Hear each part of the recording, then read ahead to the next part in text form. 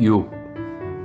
바자로프는 테라스로 돌아와 식탁에 앉더니 곧 차를 마시기 시작했다. 두 형제는 말없이 그를 바라보았고 아르카디는 때로는 아버지를 때로는 큰아버지를 슬그머니 쳐다보곤 했다. 여기서 먼 곳까지 갔었나요? 마침내 니콜라이 페트로비치가 물었다. 영지에 조그만 늪이 있더군요. 사시나무 숲 근처에요. 그곳에서 도요새 대여섯 마리를 날려버렸습니다. 아르카디, 자네라면 그것들을 쏴 죽일 수 있었을 텐데. 당신은 사냥을 하지 않나요? 안 합니다. 원래 물리학을 공부한다죠? 이번에는 파벨 페트로비치가 물었다. 예, 물리학을 공부하고 있습니다. 대체로 자연과학을 공부하고 있습니다. 최근에 게르만인들이 그 분야에서 대단한 성과를 냈다고 하더군요. 예, 독일인들은 그 분야에서 우리의 선생입니다. 바자로프가 건성으로 대답했다. 파벨 페트로비치는 독일인 대신에 게르만인이란 단어를 일종의 아이러니로 사용했지만 아무도 그것을 알아채지 못했다. 당신은 독일인들을 그렇게나 높이 평가합니까? 파벨 페트로비치는 아주 세련되고 정중하게 물었다. 그는 은근히 화가 나기 시작했다. 바자로프의 전혀 거리낌 없는 태도가 그의 귀족적 성미를 건드렸다. 이 의사의 아들은 두려워하지 않을 뿐만 아니라 띄엄띄엄 내키지 않게 대답을 했다. 바자로프의 음성에는 뭔가 거칠고 어딘가 건방진 구석이 있었다. 그곳 학자들은 유능한 사람들입니다. 그렇지요. 그럼 당신은 러시아 학자들에 대해서는 그다지 호의적이지 않겠군요. 아마 그럴 수도 있겠죠. 아주 칭찬할 만한 겸손이로군요. 파벨 페트로비치는 몸을 쭉 펴고 머리를 뒤로 젖히면서 말했다. 방금 전 아르카디의 말을 듣자니 당신은 일체의 권위를 인정하지 않는다죠? 당신은 권위를 믿지 않소? 왜 제가 권위를 인정해야 합니까? 그리고 뭘 믿어야 합니까? 사실을 말해주면 저는 동의할 뿐입니다. 이게 전부입니다. 그럼 독일인들은 언제나 사실만을 말하나요? 파벨 페트로비치가 물었다. 그의 얼굴은 아주 무심하고 냉담한 표정을 띠고 있었으며 마치 그 자신은 구름 너머 어떤 높은 곳으로 사라져버린 것만 같았다. 모두가 그런 건 아닙니다. 바자로프는 가볍게 하품을 하면서 대답했다. 분명히 바자로프는 입실험을 계속하고 싶지 않아 했다.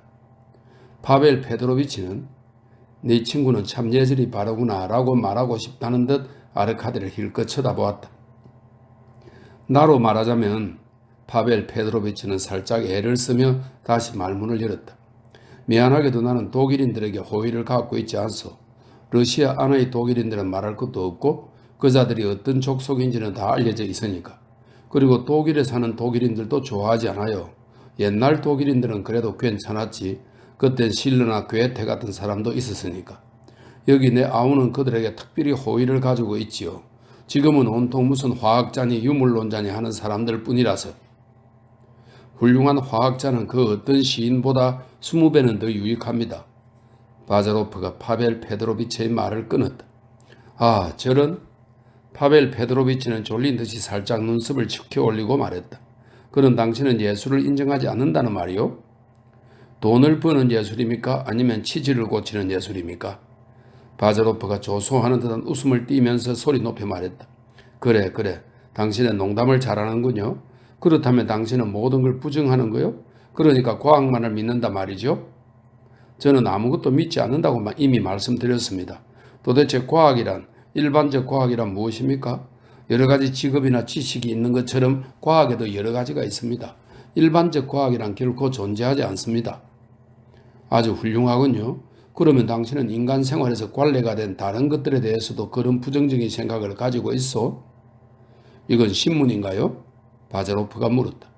파벨 페트로비치의 낯빛이 약간 창백해졌다. 니콜라이 페트로비치는 대화에 끼어들 필요가 있다고 생각했다.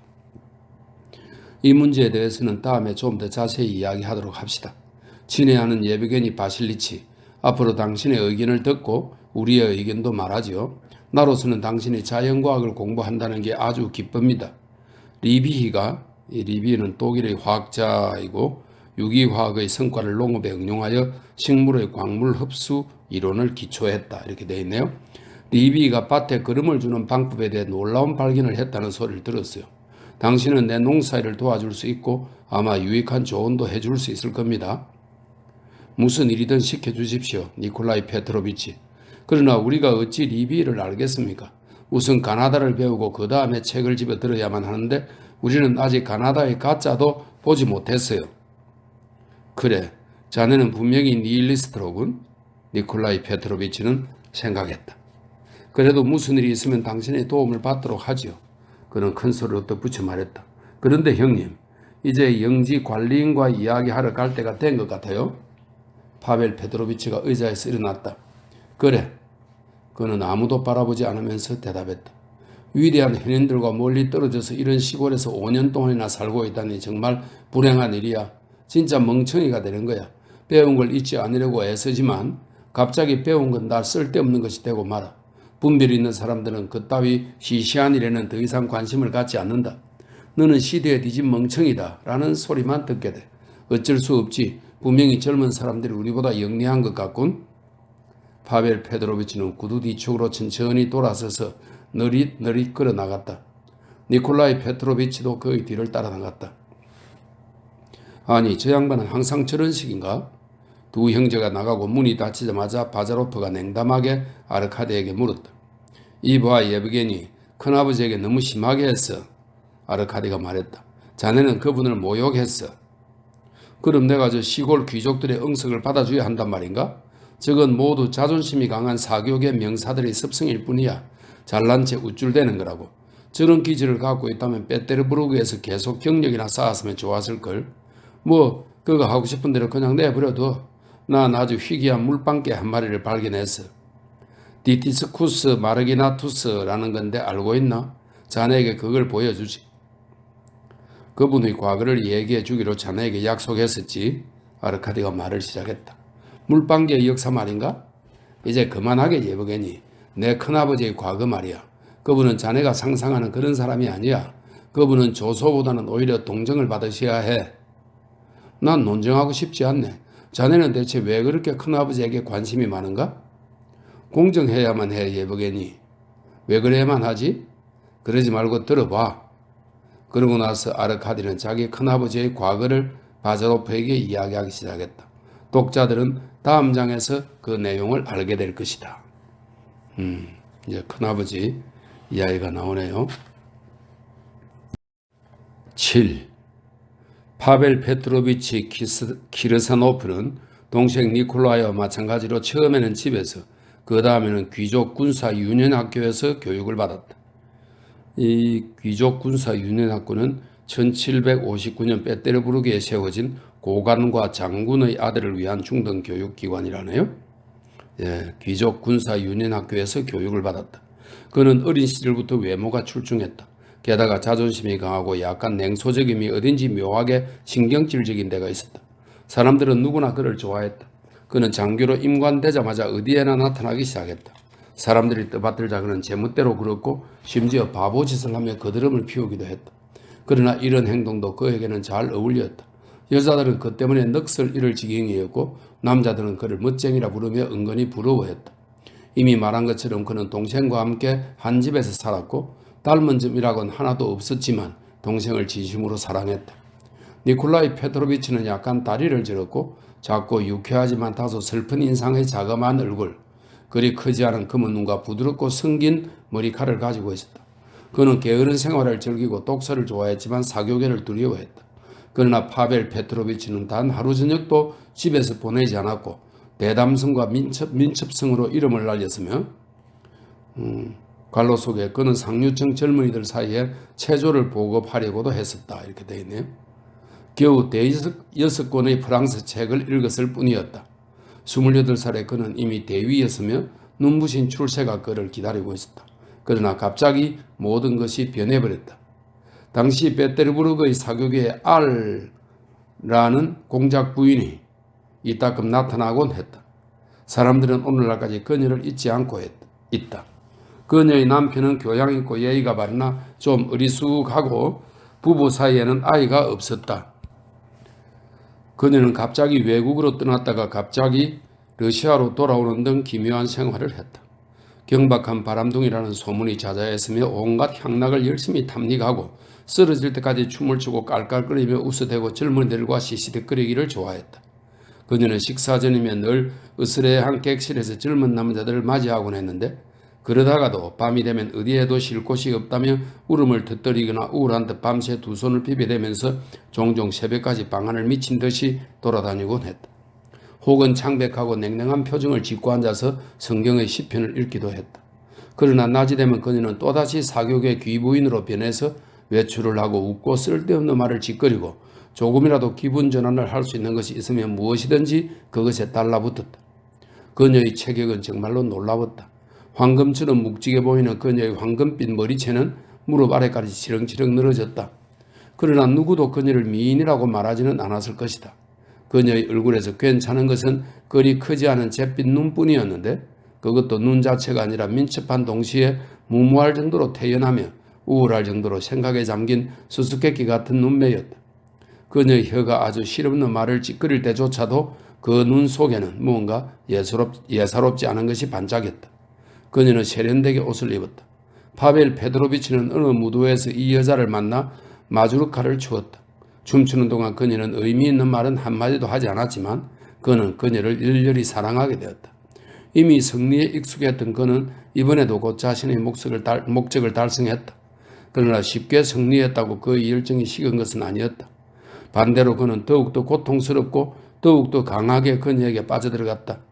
그녀는 돌이킬 수 없을 정도로 완전히 남자에게 몸을 내맡겼을 때조차 여전히 그 누구도 간파할 수 없는 무언가 비밀스럽고 알 수 없는 것을 지니고 있는 것 같았다. 그녀의 영혼 속에 무엇이 깃들어 있었는지는 아무도 모를 일이다. 그녀는 그녀 자신도 알 수 없는 어떤 신비한 힘에 지배되어 그 힘이 원하는 대로 농락당하는 것만 같았다. 그녀의 작은 지식으로는 그 신비한 힘의 변덕을 감당할 수가 없었다. 그녀의 모든 행동은 모순적이었다. 당연히 그녀가 쓰는 편지만이 남편의 의심을 불러일으킬 수 있는 유일한 증거였는데 그녀는 그 편지를 거의 알지도 못하는 남자들에게 써보냈다. 그녀의 사랑에는 슬픔이 어려 있었다. 그녀는 자기가 선택한 사람과 웃지도 않고 농담도 하지 않으면서 다만 의욕에 찬 시선으로 상대방의 얼굴을 쳐다보며 이야기를 들었다. 그리고 이따금 이 의욕에 찬 시선은 갑자기 차가운 공포로 변했는데 이때 그녀의 표정은 죽은 사람처럼 괴상했다. 그녀가 침실에 틀어박히면 한이는 자물쇠에 귀를 바짝 갖다 대고서 그녀가 소리 없이 흐느끼 우는 소리를 들었다. 다정한 미래를 끝내고 집으로 돌아오는 파벨 키르사노프는 마치 시련을 당한 뒤 가슴속에 치밀어 오르는 심장이 찢기는 듯한 쓰디쓴 분노를 느낀 것이 한두 번이 아니었다. 나는 더 이상 무엇을 원하는가? 아무리 이렇게 자문하며 마음을 달래보려 해도 마음은 여전히 괴로웠다. 한 번은 그가 그녀에게 스핑크스가 새겨진 보석 반지를 선물했다. 이게 뭐죠? 그녀가 물었다. 스핑크스인가요? 그렇소. 그가 대답했다. 이 스핑크스는 바로 당신이요. 저라고요? 이렇게 되물은 그녀는 수수께끼 같은 눈을 천천히 들어 그를 바라보았다. 이게 정말 제 마음에 든다는 걸 아세요? 그녀는 희미하게 쓴웃음을 지으면서 덧붙여 말했다. 그녀의 두 눈은 여전히 이상하게 그를 응시하고 있었다. 알 공작 부인의 사랑을 받을 때에도 마음이 괴로웠던 그는 그녀의 애정이 식어버리자 괄호 속에 그것은 꽤 빨리 찾아왔다 이렇게 되어 있네요. 식어버리자 그의 미쳐버릴 지경이었다. 그는 그녀를 조용히 내버려 두지 않았다. 번민하고 질투하면서 어디에나 그녀를 뒤따라다녔다. 그녀는 그가 끊임없이 뒤따라다니는 것에 는더리를 냈다. 그래서 외국으로 달아나 버렸다. 친구들의 간절한 부탁과 장관들의 충고에도 불구하고 그는 사직하고 공작 부인의 뒤를 따라 외국으로 떠났다. 그는 그녀의 뒤를 따라다니기도 하고 때로는 일부러 그녀를 시야에서 놓쳐버리기도 하면서 4년을 타국에서 살았다. 그는 자신을 부끄럽게 여겼고 자신의 소심함에 분노했다. 그러나 아무 소용이 없었다. 이해할 수 없고 거의 무의미한 그러나 매력적인 그녀의 모습이 그의 마음속에 너무나 깊이 각인되어 있었다. 그는 우연히 바덴에서 그녀를 만나 이전처럼 같이 지내게 되었다. 아마 그때처럼 그녀가 열정적으로 그를 사랑한 적은 없었을 것이다. 그러나 한 달이 지나자 모든 것이 끝나버렸다. 꺼지기 전 마지막으로 활활 타오른 불길은 영원히 꺼져버렸다. 피할 수 없는 이별을 예감한 그는 마치 이런 여인과의 우정이 가능하기라도 한 것처럼 최소한 그녀의 친구로라도 남기를 바랐다. 그녀는 조용히 바덴을 떠났고 그때부터 계속 그를 피해 다녔다. 그는 러시아로 돌아와서 전처럼 생활하려고 했지만 이미 이전의 궤도에 들어설 수는 없었다. 마치 무엇에 중독된 사람처럼 그는 이리저리 떠돌아다녔다. 그는 다시 한번 사교계로 나갔고 사교계 신사의 모든 습성을 유지하면서 두세 번의 새로운 승리를 자랑할 수 있었다. 그러나 그는 이미 자기 자신에게도 다른 사람들에게도 별다른 것을 기대하지 않았고 무슨 일도 새로 시작하려 하지 않았다. 그는 나이가 들어 머리가 백발이 되었다. 저녁마다 클럽에 가서 신경질적으로 답답해하고 독신자들 사이에서 냉담하게 논쟁하는 것이 그의 필수적인 일과가 되었다. 모두 알다시피 이것은 나쁜 징조이다. 물론 그는 결혼에 대해서도 생각하지 않았다. 이렇게 10년이라는 세월이 꽃도 피지 않고 열매도 맺지 못한 채 너무나 빨리 지나갔다. 러시아처럼 시간이 빨리 흐르는 곳은 그 어디에도 없다. 하긴 감옥에서는 시간이 더 빨리 흐른다고 말들 한다. 어느 날 파벨 페드로비치는 클럽에서 식사를 하다가 알 공작 부인의 죽음에 관한 소식을 들었다. 그녀가 정신 착란에 가까운 상태로 파리에서 죽었다는 것이다.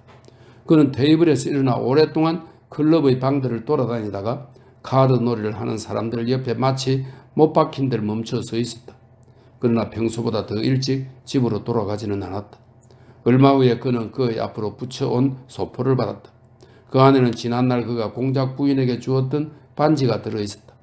그녀는 스핑크스 위에 십자가 모양의 표식을 해서 그 십자가가 바로 수수께끼의 해답이라는 것을 그에게 전하려 했던 것이다. 이 일은 1848년 초에 일어났는데 니콜라이 페드로비치가 아내를 여의고 페테르부르크로 간 것도 바로 그때였다. 파벨 페드로비치는 동생이 시골에 정착한 후로 동생과 거의 만나지 못했다. 니콜라이 페드로비치는 파벨 페드로비치가 공작 부인과 막 교제를 시작했을 때 결혼했다. 외국에서 돌아온 파벨 페드로비치는 2달쯤 동생 집에 머물면서 동생의 행복한 생활이나 보려고 찾아갔지만 겨우 일주일밖에 견디지 못했다. 두 형제의 상황 차이가 너무나 컸던 것이다. 1848년에는 그 차이가 줄었다. 니콜라이 페드로비치는 아내를 잃었고 파벨 페드로비치는 추억을 잃었다. 공작 부인이 죽은 후 파벨 페드로비치는 그녀에 대해 생각하지 않으려고 애썼다.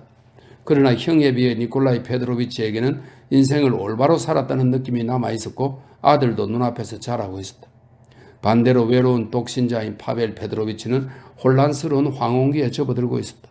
그것은 청춘은 지나가 버렸지만 노년은 아직 시작되지 않은 시기, 즉 희망과 비슷한 애수와 비슷한 희망의 시기였다. 이 시기에 파벨 페드로비치는 그 누구보다 더 힘들었다. 자신의 과거를 잃어버리면서 모든 것을 잃어버렸기 때문이다. 이제 난 형님을 마리노로 오라고 하지 않을 겁니다. 어느 날 니콜라이 페드로비치가 그에게 말했다. 그는 죽은 아내를 기념하여 영지를 마리노라고 불렀다. 형님은 내 아내가 살아있을 때도 마리노에서 답답해했는데 지금은 우울해서 죽고 말 겁니다. 그때는 어리석고 경박했었지. 파벨 페트로비치가 대답했다. 그 후로 현명해지지는 못했지만 점잖아졌어. 이제 자네가 허락한다면 나는 자네의 집에서 영원히 살 준비가 되어 있네. 니콜라이 페트로비치는 대답 대신 형을 껴안았다. 그러나 이 대화를 나누고 1년 반이 지났어야 파벨 페트로비치는 자기 계획을 설명하기로 결심했다. 그 대신 일단 시골에 정착하자 그는 니콜라이 페트로비치가 아들과 함께 3번의 겨울을 페테르부르크에 가서 보내는 동안에도 시골을 떠나지 않았다. 시골에서 그는 주로 영어로 쓰인 책을 읽기 시작했다.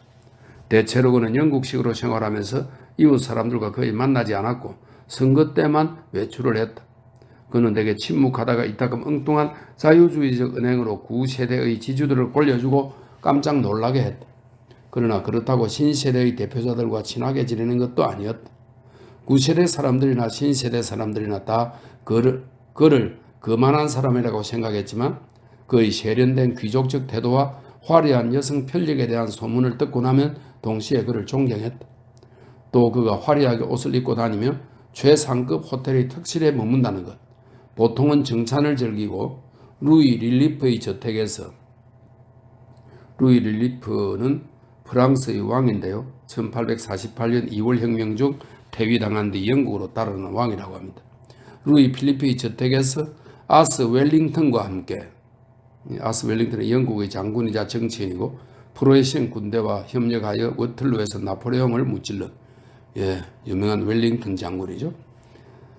루이 필리프 저택에서 아스 웰링턴과 함께 식사를 한 적이 있다는 것, 어디를 가나 순은으로 된 화장도구 케이스와 여행용 목욕통을 가지고 다닌다는 것, 그에게서 평범하지 않은 어떤 고상한 향수 냄새가 난다는 것, 휘스트를 아주 잘하면서, 휘스트는 네 사람이 하는 카드 게임입니다. 휘스트를 아주 잘하면서도 항상 지기만 한다는 것, 이 모든 것이 사람들의 존경심을 불러일으켰다. 마지막으로 사람들은 그의 나무랄 데 없는 정직함을 존경했다. 부인들은 그를 매력적인 우울병자라고 불렀지만 그는 더 이상 여자들과 사귀지 않았다. 자, 보게나 예보게니, 이야기를 끝내면서 아르카디가 말했다. 큰아버지에 대한 자네의 판단이 얼마나 불공정한가? 큰아버지가 아버지에게 돈을 주어서 아버지가 여러 번 공경에서 벗어났다는 말은 굳이 하지 않겠네. 아마 자네는 모르겠지만 두 분은 영지를 나누지도 않았어. 그러나 큰아버지는 모든 사람을 도와주는 걸 즐기고 언제나 농부들의 편을 들고 있네.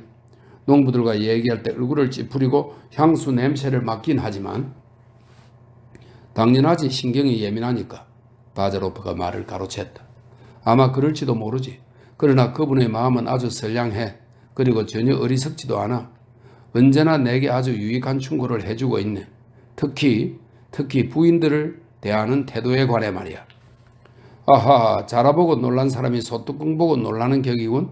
알만하네. 글쎄, 한마디로 말해서, 아르카디가 말을 이었다. 큰아버지는 아주 불행한 분이야. 내 말을 믿게나. 그분을 경멸하는 건 죄악이야. 도대체 누가 그를 경멸한다 말인가? 바자로프가 반박했다. 그러나 여자의 사랑이라는 카드에 평생을 건 사람이 그 카드를 잃어버리자 맥이 빠져서 아무것도 할 수 없다면 그 사람은 남자가 아니라 수컷이라고 나는 말하겠네. 자네는 자네 큰아버지가 불행하다고 말하는데, 그래, 그거야 자네가 더 잘 알겠지. 그러나 자네 큰아버지는 아직도 어리석음을 버리지 못하고 있어. 그는 자신이 갈리냐니 통보를 읽고 한 달에 한 번씩 농군들의 태형을 면해준다는 이유로 정말 자신을 유능한 사람이라고 생각할 거야. 그렇지만 큰아버지가 받은 교육과 살아온 시대를 기억해 보게. 교육이라고? 바자로프가 말꼬리를 잡았다.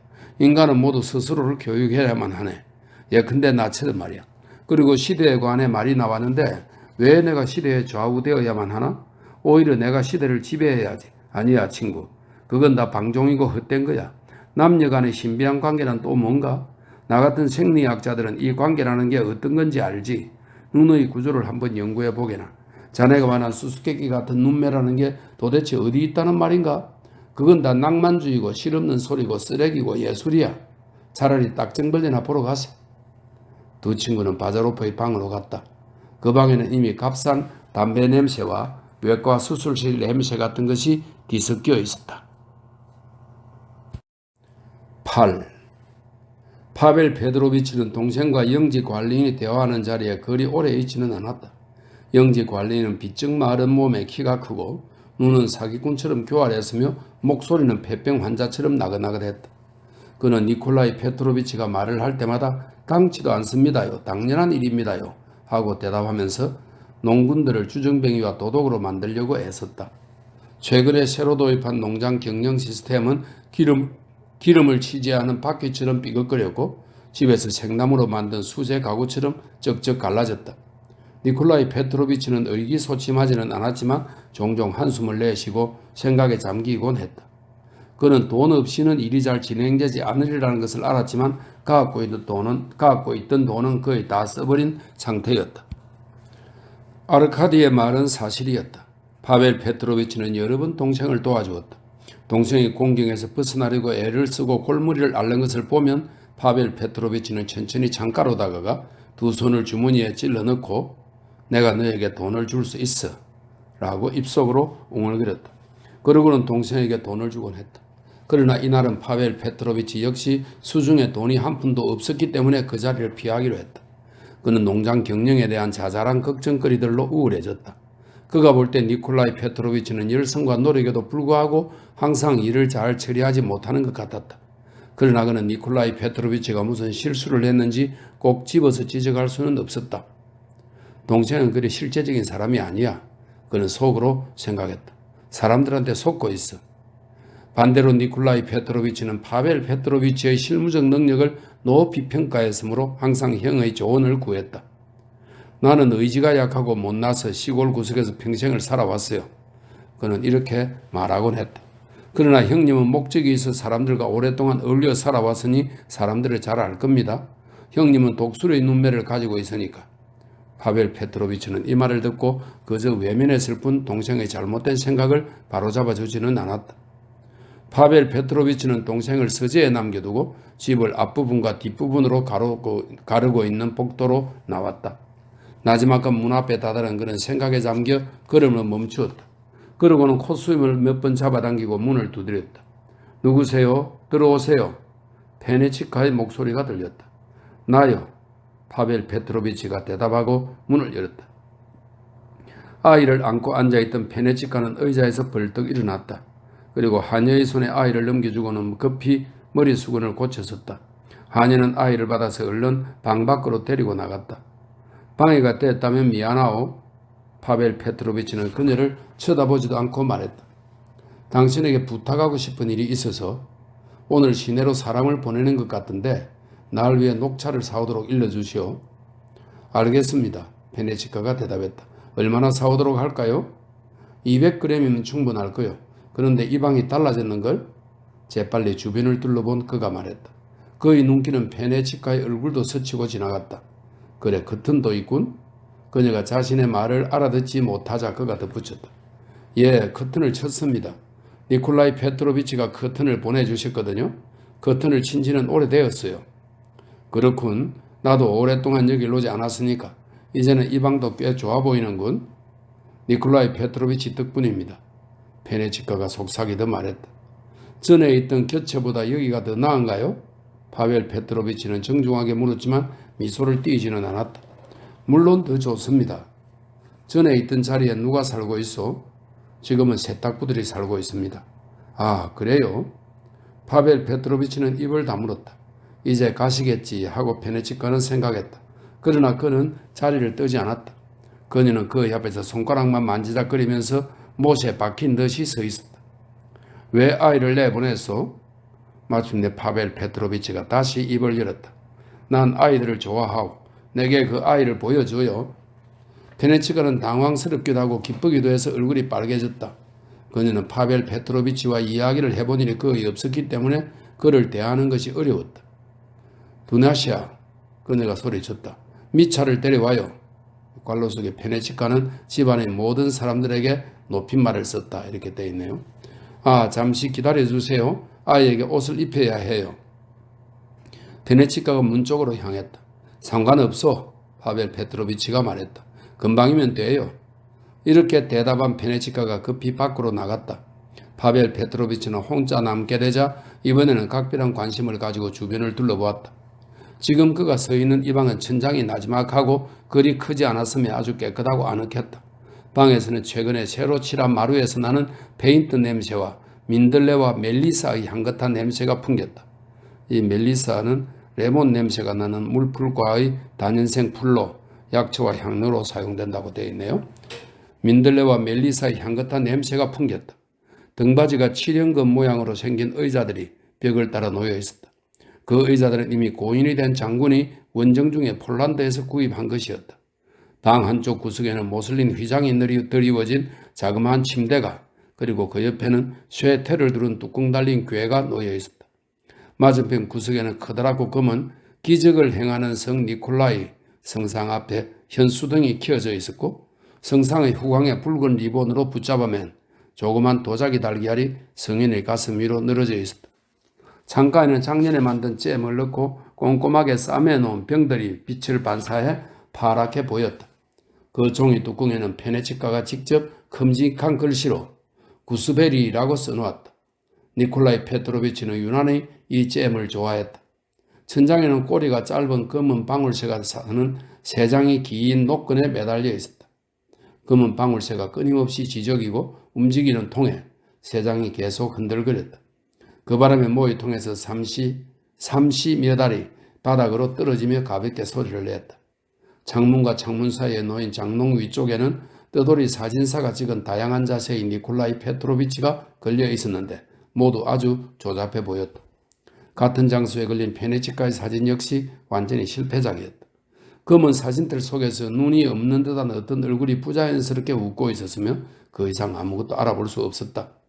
베네치카의 사진 위에는 양피 외투를 입은 예르몰로프 장군이 그의 이마 위로 떨어져 내린 이 예르몰로프 장군은 알렉산드로 수보로프와 미하일 쿠투초프 장군의 전우로 1812년 조국전쟁, 그 나폴레옹 전쟁입니다. 조국전쟁에 참전했다 이렇게 되어 있네요.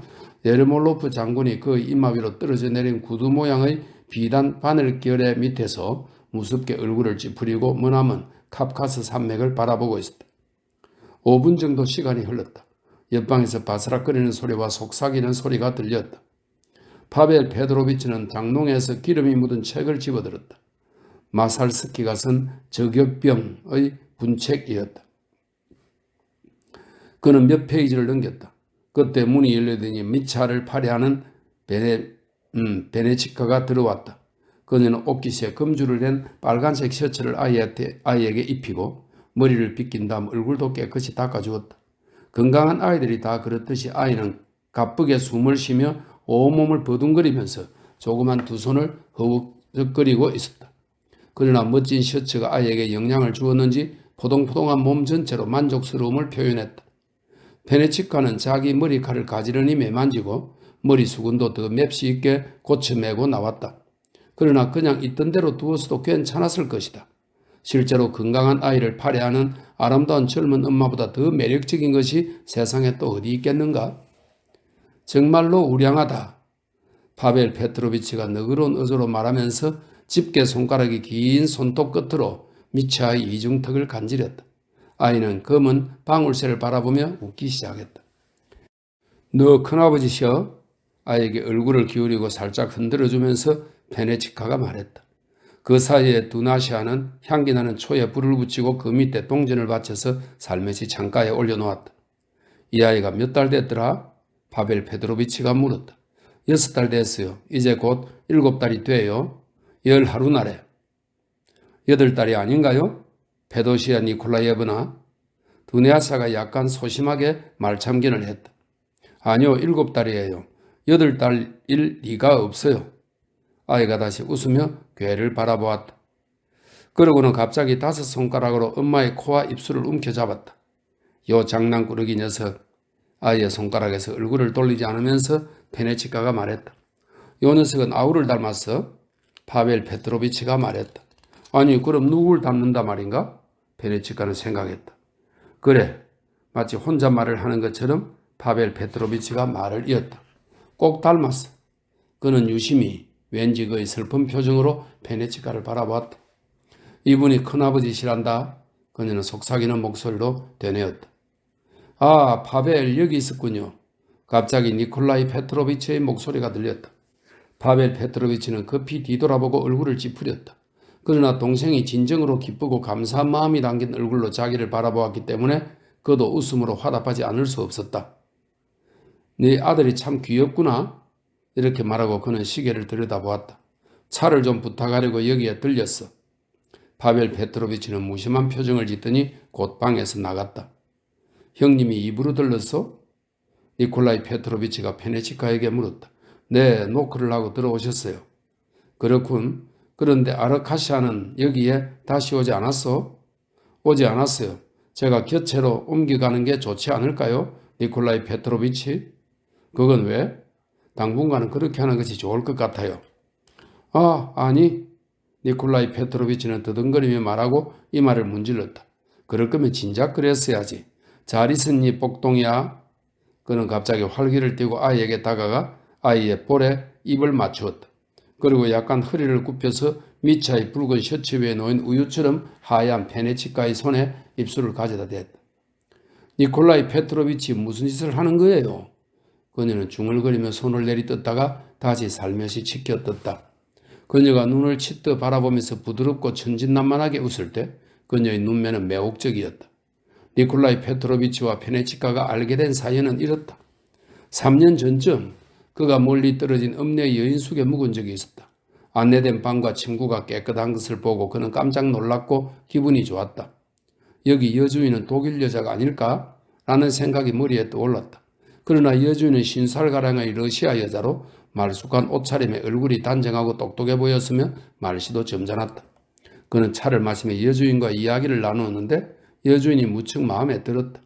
니콜라이 페트로비치는 그때 막 새 저택으로 이사를 했고 집에 농로를 두고 싶지 않아서 고용인을 구하고 있었다. 여주인 쪽에서는 읍내를 찾아오는 손님들이 적어져서 점점 살아가기가 힘들다고 하소연을 했다. 그는 여주인에게 자기 집에 가정관리인으로 오라고 제안했다. 그녀는 제안을 받아들였다. 그녀의 남편은 그녀에게 페네치카라는 딸 하나만을 남기고 오래전에 세상을 떠났다. 2주쯤 지나고 아리나 사비시나는 이 새 가정관리인의 이름이었다. 이렇게 설명되어 있습니다. 아리나 사비시나는 딸을 데리고 마리노 마을로 와서 조그만 켜체에서 살게 되었다. 니콜라이 페트로비치의 선택은 성공적이었다. 아리나는 집안일을 잘 처리했다. 그때 이미 17살이나 되었던 페네치카에 대해서는 아무도 말하지 않았다. 그녀는 눈에 잘 띄지도 않았다. 그녀는 조용하고 소박하게 생활하고 있었다. 다만 니콜라이 페트로비치는 일요일마다 교구 교회의 한쪽 구석에서 그녀의 희고 가녀린 옆 얼굴을 볼 수 있었다. 이렇게 1년 이상이 지나갔다. 어느 날 아침 아리나가 니콜라이 페트로비치의 서재로 와서 여느 때처럼 공손히 허리 굽혀 인사를 하고는 빼치카의 불티가 딸의 눈에 날아들어갔는데 어떻게 도와줄 수 없겠느냐고 부탁했다. 니콜라이 페트로비치는 집에 틀어박혀 있기 좋아하는 이들이 흔히 그렇듯 치료술을 공부했고 심지어 구급약까지 주문해서 마련해 두고 있었다. 그는 즉시 환자를 데려오라고 아리나에게 일렀다. 주인 나리가 자기를 부른다는 말에 페네치카는 매우 겁을 내면서도 엄마 뒤를 따라갔다. 니콜라이 페트로비치는 페네치카를 창 쪽으로 데리고 와서 두 손으로 그녀의 머리를 붙들었다. 그는 벌겋게 충혈되고 염증이 생긴 페네치카의 눈을 찬찬히 살펴보고는 찜질을 하라고 일러주었다. 그리고 그 자리에서 자기 손수건을 몇 조각으로 찢어 찜질하는 방법까지 가르쳐 주었다. 페네치카는 그의 말을 다 듣고 나서 밖으로 나가려고 했다. 그때 나리의 손에 키스를 해야지 바보 같으니라고 하고 아리나가 딸에게 말했다. 니콜라이 페트로비치는 그녀에게 손을 내밀지 않았다. 대신에 당황한 그는 그녀의 수그린 머리 가르마에 입을 맞추었다. 페네치카의 눈은 곧 나았다. 그러나 페네치카가 그에게 준 인상은 금방 사라지지 않았다. 조심스럽게 주저하면서 쳐들던 그 깨끗하고 우아한 얼굴이 계속 그의 눈앞에 아른거렸다. 그는 자신의 손바닥 밑에서 그 부드러운 머리카락을 느꼈고 살짝 열린 순결한 입술과 그 안에서 햇빛을 받아 촉촉하게 반짝이던 진주 같은 치아를 보았다. 그는 교회에서 더욱 유심히 페네치카를 바라보게 되었고 그녀와 이야기를 해보려고 애를 썼다. 처음에 그녀는 그를 피했다. 그러나 어느 날 저녁 무렵 페네치카는 사람들이 많이 밟아서 다져진 호밀밭의 좁다란 새길에서 그와 마주치게 되었다. 그녀는 그의 눈에 띄지 않으려고 쑥과 수레국화와 무성한 높다란 호밀밭으로 숨어버렸다. 마치 작은 들짐승처럼 황금빛 호밀 이삭 사이로 밖을 내다보고 있는 페네치카의 머리를 발견한 그가 그녀에게 상냥하게 소리쳤다. 안녕 페네치카, 나 물지 않아. 안녕하세요. 여전히 호밀밭에 몸을 숨긴 채 페네치카가 속삭이듯 말했다. 그녀는 조금씩 그에게 익숙해져 갔지만 그의 앞에서는 여전히 부끄러워했다. 그러다가 갑자기 그녀의 어머니가 콜레라에 걸려 죽었다. 페네치카는 갈 곳이 없었다. 그녀는 신중하고 착실한 성품을 어머니에게서 물려받았지만 너무 나이가 어린 데다 의지할 것도 없는 외로운 몸이었다. 그리고 니콜라이 페트로비치는 정말 선량하고 소박한 사람이었다. 그 뒤의 일은 끝까지 이야기할 필요가 없으리라. 그러니까 형님이 당신에게 들렀단 말이요? 니콜라이 페트로비치가 다시 그녀에게 물었다. 노크를 하고 들어왔어? 예. 그래, 좋은 일이군. 미차를 내게 안겨줘요. 니콜라이 페트로비치는 그의 천장에 닿을 정도로 미차를 축히 올리기 시작했다.